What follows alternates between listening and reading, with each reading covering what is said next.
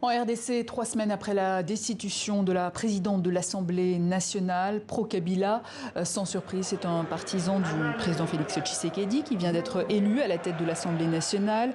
Christophe Mbosso Nkodia, 79 ans, succède ainsi à Janine Mabunda. Victoire avec 389 voix sur 464, 69 abstentions et 6 bulletins nuls.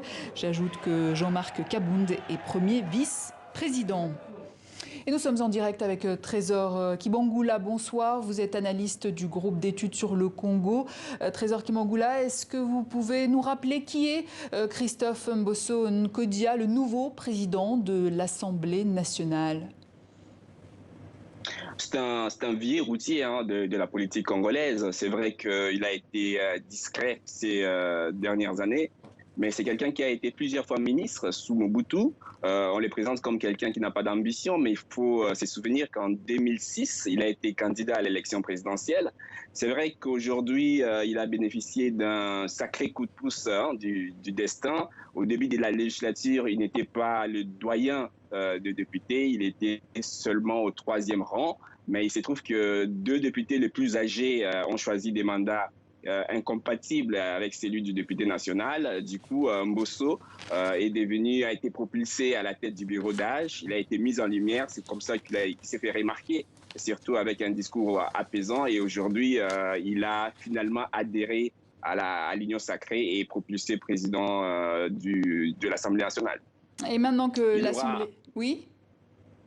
Oui, il aura surtout à ses côtés, il va retrouver Jean-Marc Kabound.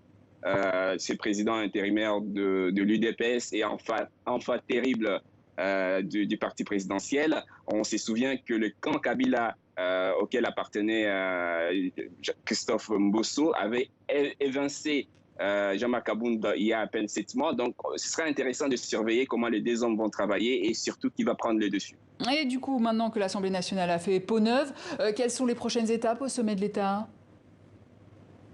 Je pense que l'Union sacrée va très très vite continuer son opération de reconquête du contrôle des institutions. Après l'Assemblée nationale, ils vont s'attaquer très vite au Sénat. Je crois qu'il y a une motion des pétitions qui sont déposées et une plénière est convoquée que demain.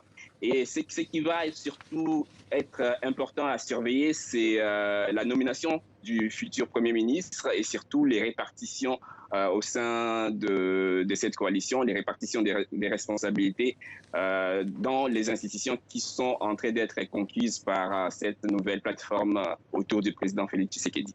Trésor Kibangula, merci. Je rappelle que vous êtes analyste du groupe d'études sur le Congo.